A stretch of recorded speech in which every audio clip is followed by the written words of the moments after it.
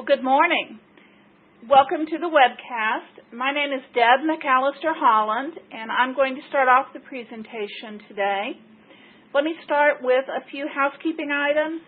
We're going to try to move very quickly today, and quite a bit of additional detail is available in an appendix on the slides you can download after the event.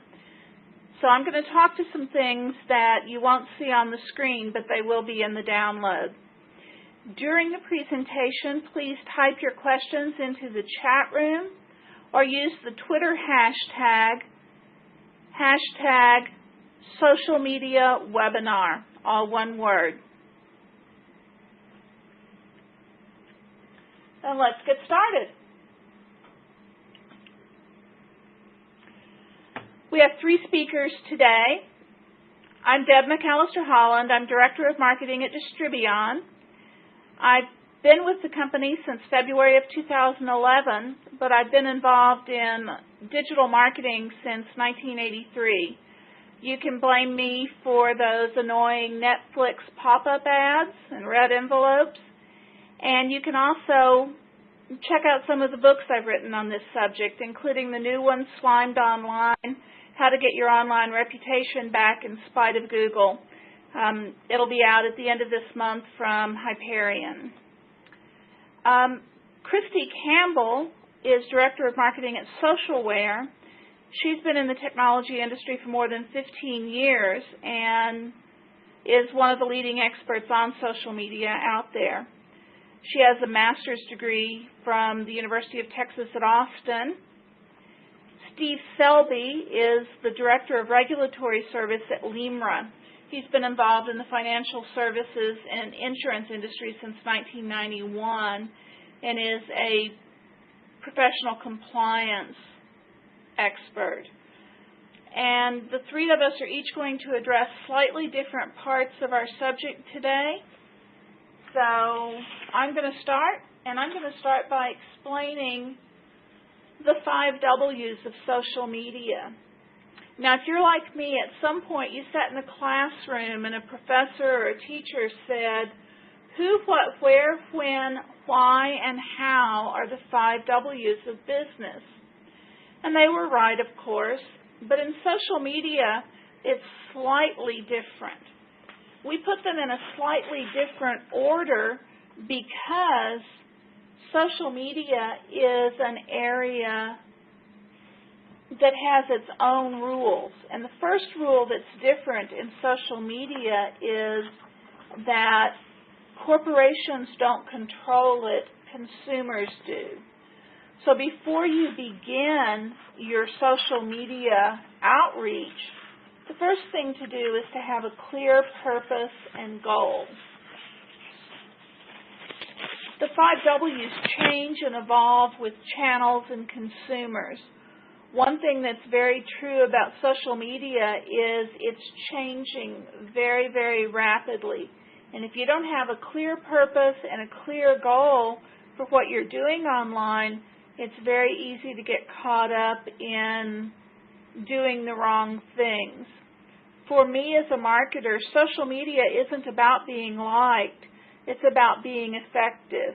And by being effective through my social media, I need to be sure that I am achieving my business goals.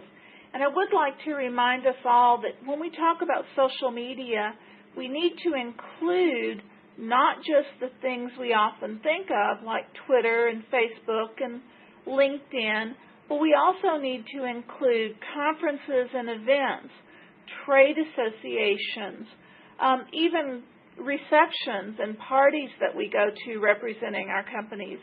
Any place where human beings interact with other human beings is a form of social media. It's the only thing I know of that has global reach, a real-time effect on my business, and is constantly offering me new channels and new opportunities. When we talk about I want to back up for a moment. When we talk about why, there's something called word of mouth. And word of mouth has replaced word of mouth as one of the primary driving factors in business today. People trust their social media friends far more than they trust us as marketers. And the size of the audience for social media is huge and growing. There are 253 million Internet users in North America alone. 95 trillion emails were sent in 2010. There are 500 million active Facebook users over the age of 21. 126 million blog posts were made this week in the United States, and 11 billion tweets have been sent since 2006. There's a tweet sent about an insurance company every 3 seconds on Twitter. The impact of social media is enormous.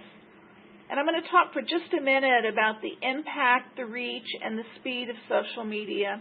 I think everyone on this call has probably heard about the soldier returning from Iraq a while back who recorded a YouTube video while he was on a Delta airplane.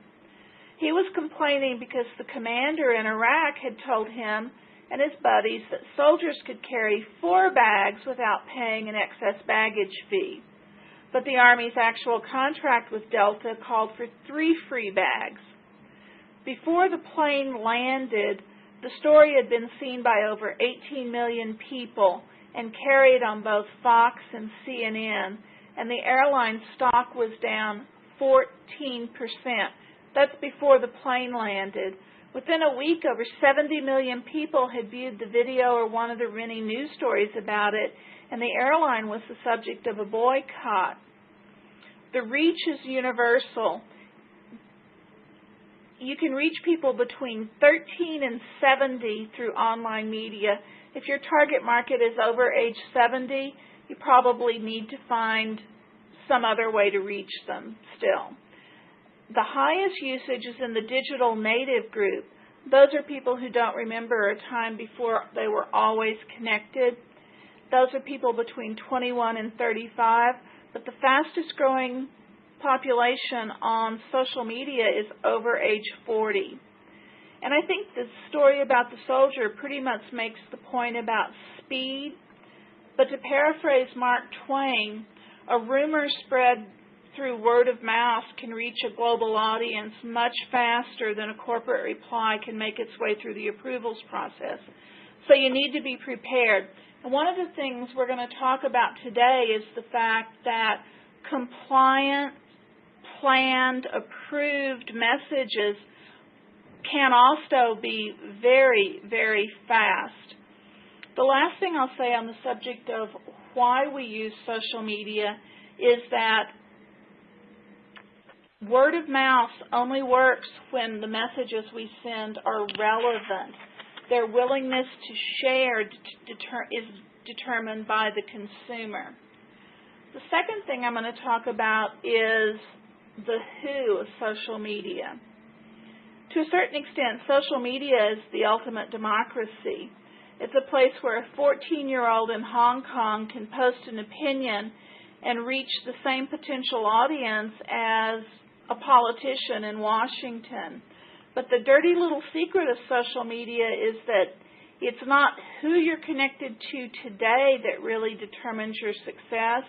It's who you're not connected to. There's something called digital influence. Some people have it and everybody wants it. And there's a whole new industry springing up called social profiling with companies like FlipTop, where you can send someone's name and email address, and for 10 cents, they'll send you back their social media profile, everything from their Clout score to a list of the forums where they've posted and where you can find their profiles, to Clout, which measures how much reach you have, as well as services like Peer Index and 20 Feet, which give you a different view. And some companies are now offering 2-tier service. So if I call in to their customer service center, when they look at my customer profile, they're also looking at my social profile, And if my score is high enough, if they think I have enough digital influence, they will automatically route my call to a different call center. I'm not certain that my company is ready to do that yet, but I do know that as we go forward, it's something that every company has to look at. You have to look at who's following you, who you're interacting with, and you really need to add social media to your CRM and your customer profiles. The next thing I want to talk about briefly, in the order of why, who, and what, is that channels shape messages. Some social media channels are one-to-one communications, email, chat, SMS, text, and instant messaging. Some of them are automatically one-to-many vehicles, social sites like Facebook and Twitter, videos on YouTube, blogs and articles. And it's really important to plan what channels you're going to use, build your audience in those channels, promote your contact, and measure results. And it's okay to do it one channel at a time while you monitor the others. The thing I'll tell you about the what kind of information will be delivered, is the information has to be relevant to the audience. The truth is that our audience in social media is going to talk about what they want to talk about, not what we want them to talk about. The next thing I want to talk about is where. And it's important to know that customers choose channels. 6 weeks ago, we used to talk about the big three of social media: Facebook, Twitter, and LinkedIn. We don't talk about the big three anymore. We talk about the big four. Google Plus has added over 25 million users in just 6 weeks. The policies, reach, and impact of the different forums vary widely. One of the things to remember is that video has legs. Old videos will be viewed much more often than old Facebook pages. But Google never forgets. Once something is indexed, somebody can find it. Same thing for Twitter. Hashtags are forever. Now, Twitter has said that at some point they may phase out old hashtags, but they haven't done it yet. The last thing to remember about channels is that customers may be discussing your brand in the quote-unquote private forums like Angie's List that aren't exactly private. They're searchable and indexable, but corporations are barred from posting there or responding to messages posted there. So what do you do if your Google alert or one of your social media monitoring tools turns up a customer complaint or something that's untrue that's been posted in a private forum? You attempt to identify the customer through other methods such as social profiling and respond to them one-to-one. And then if you resolve their issue, ask them nicely to remove or add to their original post. It's probably the thing that I hear most often from corporate marketers in terms of frustrations with social media, is where customers are talking, maybe not about them, but about the industry, and they aren't using the keywords that you're listening on, or they're posting in a private forum where you can't respond. And it frightens a lot of corporate marketers because they don't know what to do. The last thing I'm going to talk about on this slide is the when. Where determines when. It's a truism that when a customer posts a question on Twitter or Facebook, they want an answer at internet speed. That means they want an answer right now. Thank you very much. But there's also something that's happening, and that is that email and social media have become a kind of adult homework. We all do it not when it is immediately posted, but when we have time. And that means for millions of us, we read our LinkedIn groups, our Facebook pages, and the email that didn't come from the boss early in the morning, after work, while eating lunch at our desk, or on the weekend, because that's when we have time. Now, these are some general statistics, but so far this year, out of about 600 companies that are actively engaging in Facebook marketing, Facebook posts made between 6 and 9 a.m. on weekdays and on Saturday before noon have gotten the most likes and the most comments. Tweets between 4 and 6 p.m. get the most retweets and click-throughs, or tweets between 4 a.m. and 6 a.m. Central Time. LinkedIn comments made between 6 and 9 a.m. and between 4 and 7 p.m. get the most click-throughs and comments. And Google Plus is blazing hot on Saturday, Sunday, and after 8 p.m. Eastern. And those data points are included in the download, so you don't have to try to remember them. One other thing that's happening is that email click-through rates almost double on Saturday morning and for commit messages sent between 7 and 9 a.m. The exception? Insurance industry executives using a business email address. They still read their email during work hours. Tuesday between 1 and 4 p.m. gets the highest click-through if you are a business-to-business marketer selling into the insurance and financial services industry, as I happen to be. When it comes to deciding the best time for your campaigns, test your lists. Don't be afraid to retweet and resend at different times. Some of the most successful people on Twitter schedule their tweets to repeat between 4 and 6 times. I'm thinking of people like Guy Kawasaki, the inventor of the Mac, Bill Gates of Microsoft, Lady Gaga, and Cher. All of them schedule their tweets to repeat 4 to 6 times at different times of day because they know that people read them at different times. And my Twitter feed goes by so fast that if I don't see it on the front page, the chances are I'm not going to see it unless I'm searching for it.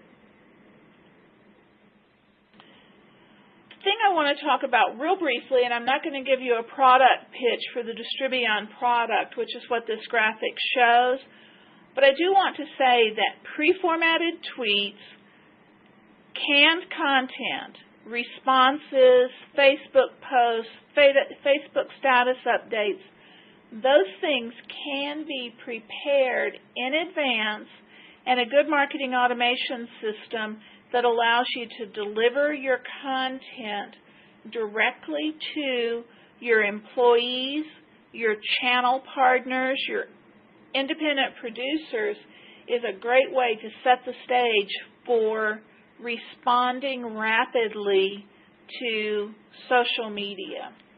And I'm going to turn it over to Steve Selby at this point. Thank you, Deb, and thank you, everyone, for joining us today. On this next slide, I'll discuss briefly the 3 R's of the 5 W's. So Deb did a great job of explaining that social media marketing is really based around 5 concrete principles: why, who, what, where, and when. If we take a look at these, we can also define these or distill these down a little further.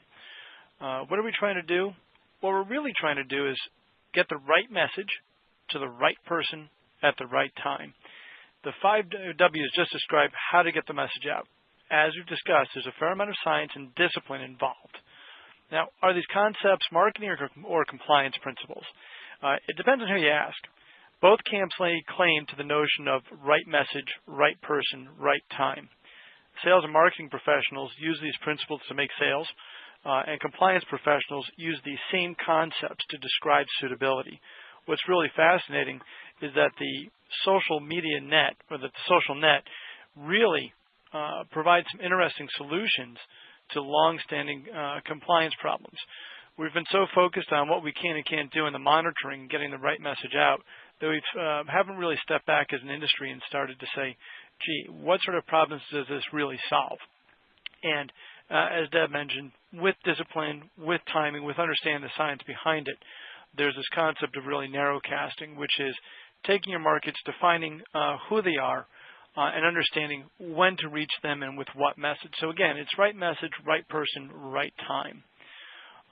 Is it possible to see that this really is a source of a solution to problems? Yes. Software tools like those provided by Socialware and Distribuon can help meet certain technical requirements, but then having those technical requirements met lets us get past sort of the nuts and bolts of social media usage and into something a little more interesting. So just think about that. It's really a really interesting convergence of compliance and marketing in the same space, working effectively together to put out a really great message through social. One other thing I'd like to discuss is the principle of generosity. Generosity means, in this case, promoting other people on the social net. I'd like to be able to credit the producer who's using this today. He's actually based in Canada. There are different technical rules in the Canadian system versus the U.S. system, but the same basic principles apply from both regulatory and marketing perspectives. The principle of generosity essentially means that by giving others exposure, you are exposed yourself for good or for ill. The good things you say about other people can come back to you and your business, but don't expect it to happen immediately. Think of it this way. If I have a large enough social media presence, when I follow the discussions going on various walls and threads, I might find out that a friend of mine needs a plumber. And I can suggest that, well, I know 2 or 3 plumbers. Why don't you take a look at these folks who are in my social net? And then we'll do that enough times. Maybe it's going to be with a lawn service. It's going to be some sort of service out there where you simply build up your name, build up your community, not necessarily your reputation, but it's that helping others as a way of exposing yourself and gaining a presence out in the social net. Now, this might cause some concern, and I want to address it. What we should be thinking about right now is this concept of entanglement. Entanglement in and of itself is not always bad. In fact, the whole concept of entanglement describes our interconnectedness through the social net. It's not entanglement per se which is the problem. It's the conflicts of interest that arise out of our interconnectedness that causes business and regulatory problems. So we need to pay attention to not necessarily the interconnectedness itself, but the messages on the other side of the interconnectedness. So if I happen to like a person or a service or a company that will cross-promote me, well, the regulators might have a problem with that just from this concept of a conflict of interest. Why are you connecting out to someone? Well, for promotion. And if I do connect out to someone, I am responsible, of course, for knowing the content of the website or the person or the profile to whom I'm connecting. Yes, there's a regulatory obligation to do some due diligence on the people you're connecting to, but again, it's not the per se interconnectedness that's the problem or the entanglement. It's really an issue about the content and what you're connecting to, what they're saying about you. By the way, if you're familiar with Eric Qualman's book, Socialnomics, highly recommended. It's a great read. The generosity principle is something opposite of Eric Qualman's Tom Sawyer principle. And the Tom Sawyer principle is based on the first chapter of the book Tom Sawyer, where Tom Sawyer himself is painting a fence or whitewashing a fence. And then as his friends walk by, he convinces them that whitewashing a fence is one of the greatest things you can do. It's even more fun than fishing, going out and having fun. The principle applies to social media in that by providing great content, we get others to promote us for what we're doing. Again, generosity is sort of the opposite approach where we promote other people, and eventually this comes back to, it's called a pay-it-forward approach. Both ways can work. Both have their own compliance limitations and potholes, but it's a way to think about getting a message out there without necessarily creating a large compliance burden. And of course, as with all things, it's recommended that you reach out to your compliance department and discuss these approaches beforehand, but hopefully it'll spark some ideas and some discussion. And with that, I'd like to turn the webcast over to Christy Campbell from Socialware. Great. Thanks, Steve, very much. I appreciate everyone who's joined us for the webinar today. And what I'd like to do at this point is maybe take a quick step back and see where we've come from, what continues to evolve with social media, and what continues to be the same. So if we look back to 2008, many of us are probably familiar with Groundswell. It was a key book that a lot of enterprises looked at several years ago. Charlene Lee and Josh Burnoff based it on their research at Forrester, and it gave us some just really good fundamentals of the fact that social media wasn't fundamentally changing good marketing. It was definitely evolving the marketing landscape. But those key components of people, objectives, strategy, and then technology were really important to consider. So it wasn't about going after tools and technology solutions right away. It was really thinking about who you want to have the relationship with, what you want to achieve for the business, how you're going to go about doing that, and then what technology you'll implement. And so now fast forward to today, to 2011, and those concepts still hold true. I think a really nice thing, though, for financial services firms that have taken some time to think about what they want to do with social media and to enter the market at this point versus other industries that might maybe entered social media back in 2008 or several years ago, is that there's actually the opportunity to learn lessons from all of those other enterprises. And now we see this trend that it's not really just about social media management. Because if you think about connecting and following friends, followers, fans, or looking at more tactical measures like posts and comments, yes, that does tell us something as a company, but when you're trying to map that back to the executive team, there's really that gap in linking back those types of measures with the business objectives and outcomes that the organization is trying to drive.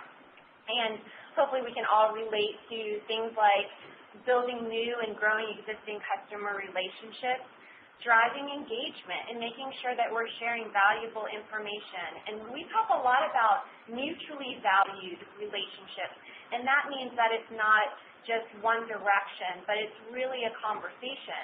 And then also lifetime revenue. You know, if you have that successful relationship, you're driving engagement and interactions of value, then you are able to maintain that relationship over time. So there's an opportunity to not just focus on the tactics of social media, but really to show how it relates to achieving business results.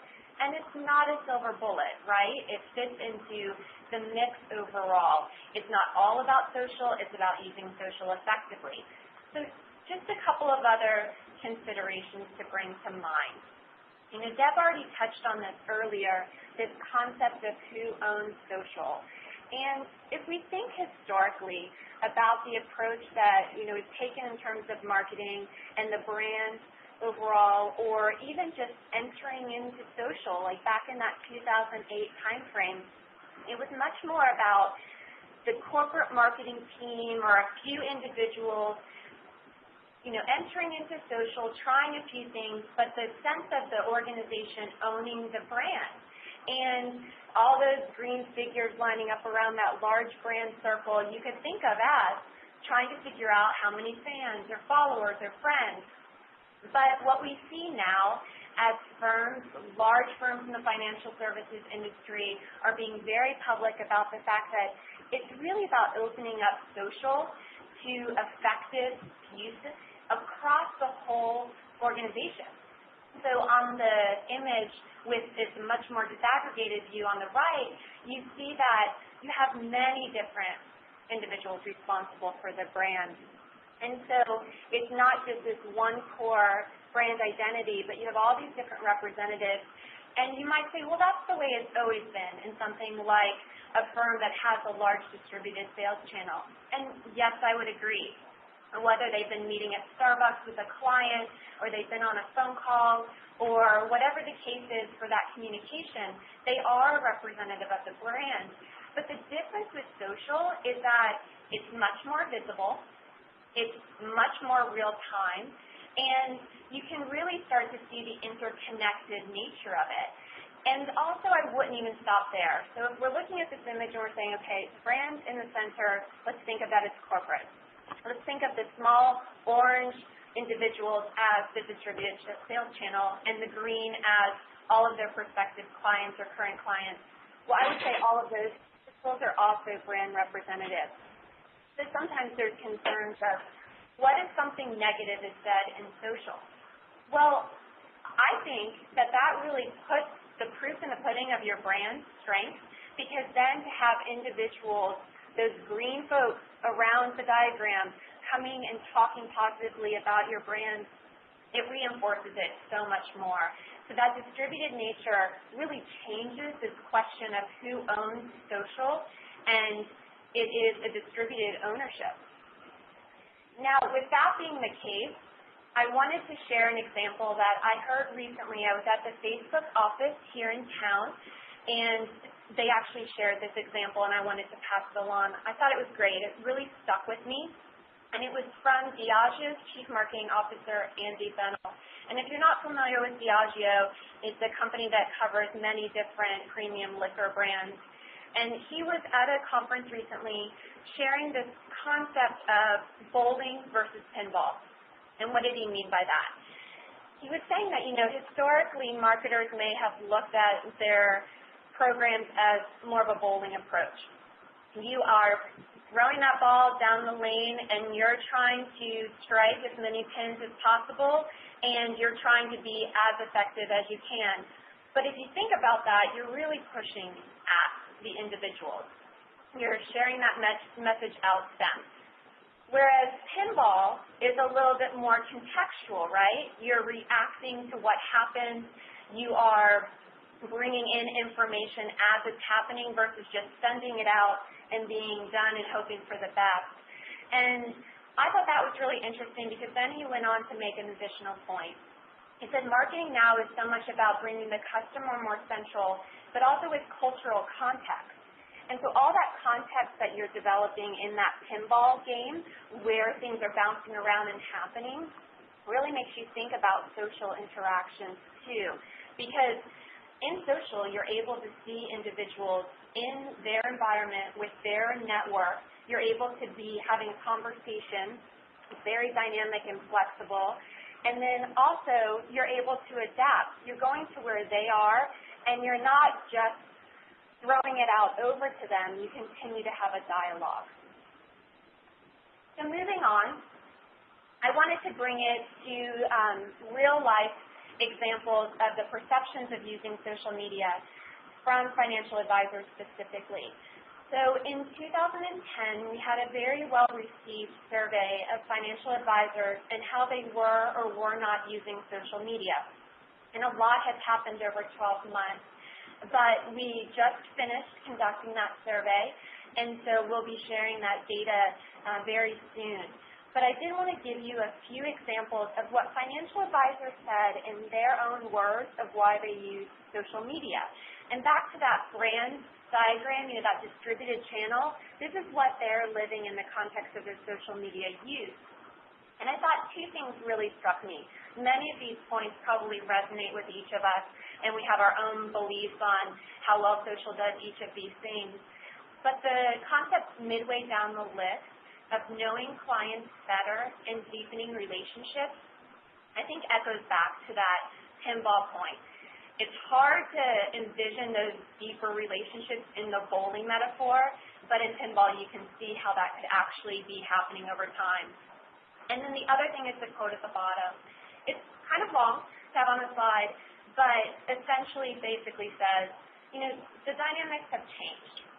So the nature of the cold calls, making as many calls as possible, and hoping for the best, again, kind of like that bowling, it's just different now.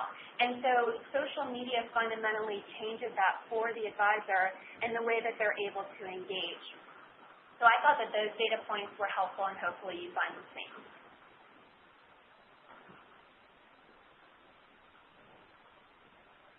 On the next slide about valued relationships. So the advisors told us they're using social media to deepen those relationships. And the small white image is probably something all of us have seen every day, if not, numerous times a week, where you go to a business, you get the receipt, and at the bottom it says, "Thank you, please come again." But that's not very contextual, right? It's hoping for the best. It's hoping that you enjoyed your visit, that you will return, not really tied to what exactly you did, and it's really just a courtesy to you. But I just wanted to show a screenshot really to say that with technology and the way things have evolved within social, it's possible to do so much more now. So we see briefly there's a list of content, and envision that an advisor in the field is able to share different content types. It's been approved, so it's already meeting any compliance guidelines that are necessary. And one's highlighted in blue. You might see that kind of mid-screen that says, what is a trust? So this is an example where the advisor could share out information on trust. And then you see stats on the side where a user could actually see who's engaging. Is this popular content? Are they clicking through? Are they sharing the content? And that can be related back to the individual. And so that receipt, thank you, please come again. Well, how great when you can actually ask them to come again based on what they care about and what they shared. And when they share it, it comes from someone that they know well, and so there's a connection there too. So moving away from that just kind of, again, bowling approach of thank you, please come again, to much more information and an ability to really deepen the relationship which the advisors have told us matters so much to them. Okay, that may all be great, but what does an organization actually do? And this is a chart that we've shown numerous times to explain to organizations that, oftentimes for financial services firms, it's either been the case in the past, or maybe it's still the case where they're grappling with the issue of prohibition of social media or access. And with social media just completely surrounding us in our everyday lives and some of the stats that Deb shared, it's rather obvious to most folks that prohibition is a very difficult state. Instead, it's about enabling individuals at firms and the firm overall to reap the rewards of social. So it's more about embracing it, but you can't just do that overnight, and it's not a light switch. So one thing that is important is executive commitment. If you think back to that 2011 slide that I had around social media versus social business, it really starts with executive commitment of understanding how social is one lever in the pursuit of business outcomes. And then it's not a one-stop shop. So you see it's a circle, and this might be straightforward to some, maybe helpful to others, that you have to put a policy in place that really enables, but also helps make social media effective usage in the organization, but it doesn't stop once, because training, sharing best practices, coming back. We had a forum in New York back at the end of June, individuals throughout executive offices, and then also social networking representatives like a speaker from LinkedIn. And he talked about how they make changes every week on LinkedIn. So it's so important that it's seen as a cycle, because those changes aren't stopping anytime soon. And so it's the chance to go back and to adapt and to educate the organization. So that's at the organizational level, but now jumping down back into the individual advisor. The numbering on this slide may seem a little off. It's just a sample to show you a resource that's available on socialware.com if you're interested. But the point here is that if the organization decides to enable social and has a plan, oftentimes still then the individuals, maybe that advisor out in the field, isn't really sure what to do. It can seem like a black box, or conceptually they know there's something with social. They don't know if they have the time to really focus on social, and how does it fit into their daily work. And so this thing called the social business activity cycle is something we've shared at that individual level. So it's just a practical step-by-step process of how do you get started. Go ahead, kick it off, follow these recommended steps, and that way you can start to build up that network. You can start to build up those best practices and even maybe questions that you have about how to do social networking. And it's in an approach that others have tried, and so you don't have to figure it all out yourself. You have a jumping off point in order to get started. So So again, like Deb, I'm not here to give you a pitch on our platform overall. I just really wanted to make one point, and that it's not just one aspect of addressing social, particularly for financial services firms. There's compliance. So you have to make sure that technically you're addressing the compliance challenges that you may have. But then also it doesn't stop there. It's about business results and really making sure that not only are you effectively using social, but you're measuring effectively as well. And then as you make your way around the chart, we have a third component that we think is critical, and that's called insights. But basically, you don't need to go at it alone within your firm. So if you are able to see what are more than 100 firms in the same set of industries doing in terms of setting policy, seeing effective social media use, we feel and we hear back that that's really helpful so that you know, okay, this is a guideline or this is the best practice, and it's not a matter of having to make those decisions each and every time on your own. And so Insights is an information service that aggregates and shares that data for socialware customers. So with that, I wanted to share contact information for each of the speakers, and also to let you know, if you're not aware, there's an upcoming social media conference that LIMRA is presenting in August. And so both of the socialware and Distribuon firms will be represented. I'll be speaking at the conference, and so we wanted to make sure that you're aware of that if that's something that interests you for later this month. So with that, I'd like to reintroduce Steve and Deb, and if there are any questions or last points that they'd like to address. Well, we did have some questions, Christy. 3 of the questions deal with the terms of use where Facebook and other social media accounts, companies don't want you to have multiple profiles. And we have 3 different people have asked Faces about how do you solve the concern of separating personal and business use. And one person who asked says their company is resistant to allowing personal Facebook accounts to be associated with the company's Facebook page. And the questions all rotate around the idea of how do you set up your company page without violating Facebook's rules on not having multiple accounts. Okay. Well, so I can start to address the questions. There's a lot, with those different questions that you've shared. And also, I think Deb, Steve, and I all appreciate those questions because the webcast that we did just previous to this one last month was specifically on the topic of personal versus professional and professional and social media. And so you can find that information in Bright Talk and also on the socialware site. But a couple of different things. Really, it fundamentally goes back to the policy that's set in place by the firm. And so if you think of that life cycle adoption diagram that I showed about having the executive commitment and determining the policy and then beginning the rollout within the organization, it's specifically understanding how your individual firm feels about the topic and then what decisions you want to put in place. On the technology side, there are also opportunities to, through tools, socialware actually provides something where you can mark whether content is personal or professional, and so that's helped firms to be able to alleviate concerns about navigating through a lot of personal content when they're focused on the professional.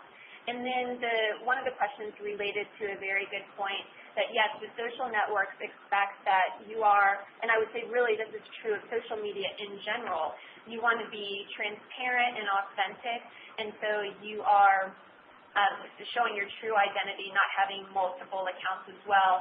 But there are examples of having, both a personal presence and then also like a business page on Facebook. I'd like to also give Steve a chance to jump in because some of this hits on compliance issues that I'm sure he has thoughts as well. Thank you, Christy. The question of modalism is it's interesting. People have a desire to maintain their own personal sense of privacy. And there's also a reaction by a lot of firms saying, look, you need to keep your personal life and your social business life separate. So in my case, I use LinkedIn for my professional presence, and I've got Facebook for my personal presence. That doesn't necessarily work for all people, because when we take a look at new producers coming into the industry in particular, their natural market is really best represented by their Facebook presence.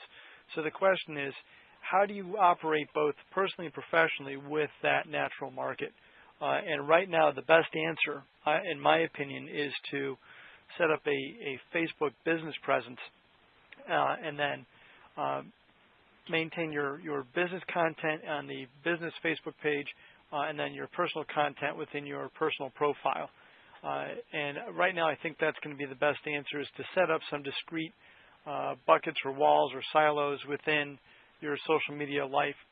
Not a great answer, but unfortunately, I think that's where we're heading with the current direction of regulation. I mean, the regulators are always going to take a look at your social media presence and then say, well, is this being used for business or not?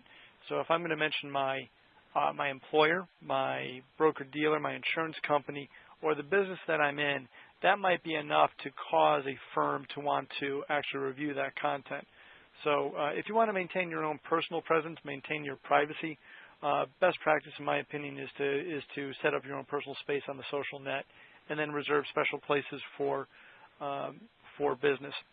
Now, one exception to that might be Google+, because Google+, with their circles approach, might be hitting on a formula where you can have one social media profile, but then interact with different discrete groups within social differently. So that's going to be something to watch. And, of course, I'd advise anyone on the call to check with their compliance department and see how they'd approach Google+. But I think Google is headed on a very interesting formula. And, of course, that problem doesn't exist with Twitter, because you can have multiple Twitter accounts. So just a couple thoughts on there. There's some questions coming up here about the SEC, I've noticed also. The SEC might be coming out with some more information for registered investment advisors, but really that guidance is coming from the states now. Massachusetts has just completed a study and published results stating that they realize they have to provide more guidance to the investment advisors in the state of Massachusetts. I'd expect other regulators to follow suit. Regarding the SEC specifically, there's a lot of conversation around FINRA becoming the SRO for investment advisor reps. So best advice right now is for the investment advisors and investment advisor representatives to watch FINRA's guidance. FINRA is about to come out with, in September, we believe, a new regulatory notice in that same Q&A format that was provided in 1006 to hopefully clear up some issues that are really in the minds of compliance professionals out there. One of the top priorities we think will be this notion of static versus interactive content. So I'd watch for something from FINRA in September, and then keep in mind that FINRA might be the SRO for investment advisors sometime in the near future. So what FINRA has said will probably apply to investment advisors in the near future. There were two questions that I'd like to address. Two people ask, how do you stand out from the crowd in social media? And one person asked, how do you get people to accept your request to connect when they may not know you well? And I think the answer is the same for both of those. I think you get people to connect with you when you offer them interesting content and you interact with them in a friendly way. There aren't a lot of people at a cocktail party who, if you walk up to them and say, hi, my name is, they're going to immediately slap you in the face. And it's the same in social media. When you approach someone and say, I really liked your post, I liked what you had to say, when you treat them as an individual, you can begin to get to know them. And it's about relationships. Publishing good content and using the tools that are available to you to promote that content, whether it's a Twitter hashtag, whether it's a keyword that is heavily searched by Google, whether it's a blog, anything that you can do that will connect your social media profiles back to valuable content that people want and that your audience is interested in will help you stand out from the crowd.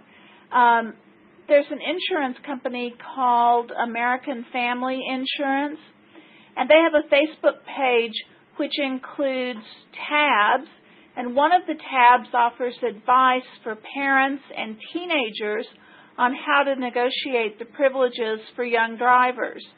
And that's one of the highest traffic insurance pages that I've seen on Facebook, because even though I may not have a policy with American Family, goodness knows I have to negotiate driving privileges with a teenager at my house. So that's how you stand out from the crowd, I think. Let me throw some other perspective on it. Again, this is Steve. About Facebook pages, I think we've got a couple great questions on here. Specifically, what can we do about setting up a Facebook page? What are some of the best practices? And I think we'll try to hit some of those.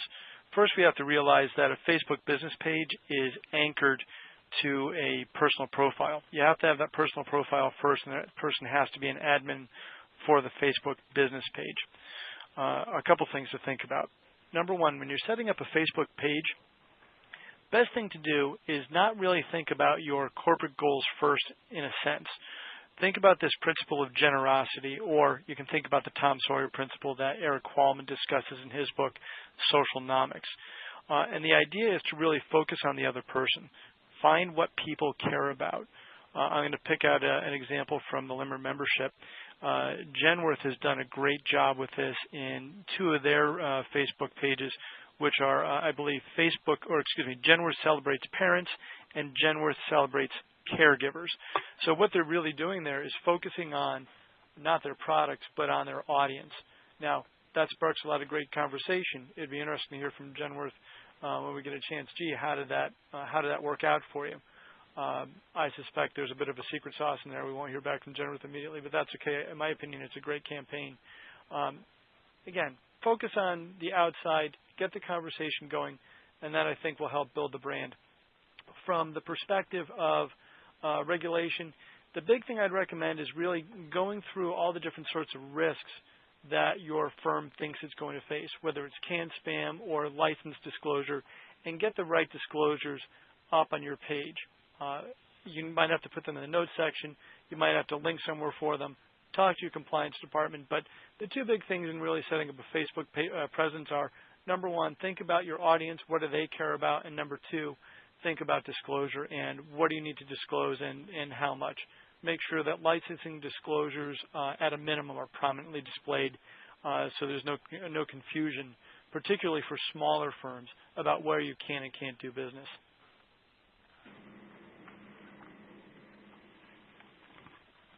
One of the questions which just came up is advice and guidance on how to handle disclosures on Twitter. Steve, is that best done through the profile page, or how do you do that? Well, that's a great question. There's two places you can do that. You can do that on the profile page, but when we're tweeting about new products and new services, one thing you can do is to take a look at short URL services. Maybe you're going to use short URL. Maybe you'll use Bitly.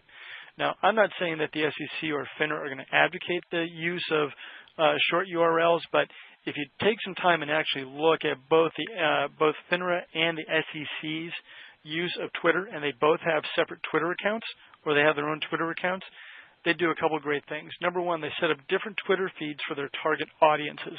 Great stuff. The other thing they do, again, is they use short URLs. Now, again, check with your own counsel, corporate counsel, or with your own compliance department. But one way to get to disclosure onto Twitter is to use a short URL to get you to a disclosure landing page on a static website, probably within your corporate website. So two quick thoughts on that. Set up different Twitter feeds for your different target markets and short URLs for disclosure. Another compliance question is, there's an RIA firm that uses its Facebook page for promoting events, and they want to know about the retention requirements. right now they're taking a screenshot of their page every few days, and they want to know if that will fulfill their regulatory requirement.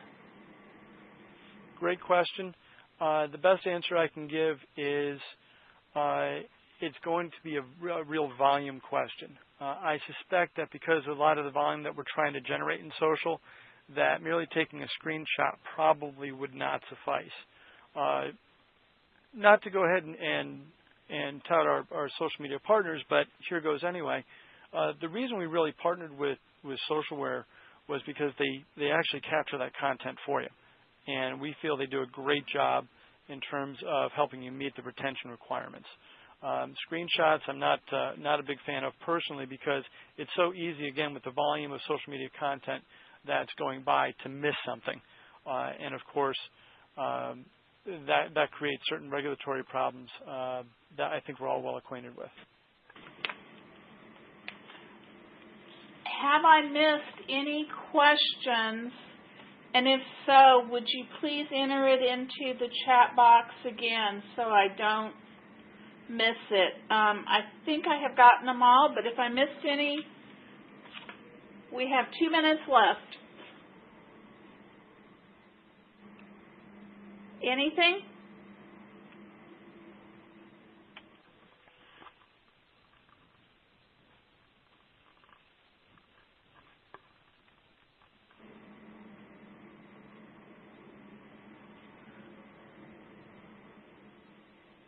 I guess we don't have any additional questions. So thank you all for joining us today. I hope you will download the slides afterwards. We'll be posting a link on the Distribuon website, and I'm sure that Christy will as well on Socialware. We will be sending an email to the attendees offering a link to the download. I did just see one last question. Any new regulations on the usage of Google+? So I guess that's the last question for Steve.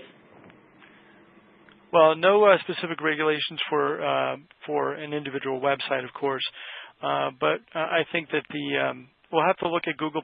That's something that we might address in a future webinar. So thank you for that as a suggestion. But I think what we'll have to do is really analyze. Let's take a look at the core contents of your profile and then figure out from there how you're relating to the different circles that you would maintain in Google+. And if anyone on the call would like an invitation to Google+, feel welcome to let me know through Twitter, and we'll be happy to get you an invitation to Google+. We do have some extra invitations available. So, again, thank you for that suggestion, and do look forward to speaking with you. We just had another quick question on Google+. Google+ is Google's attempt at a social media site directly competitive with Facebook primarily, where they're differentiated. Instead of having one profile or one set of relationships that can be seen universally, you can actually set up these things called circles, which are really groupings of connections, and you can send specific messages to your various circles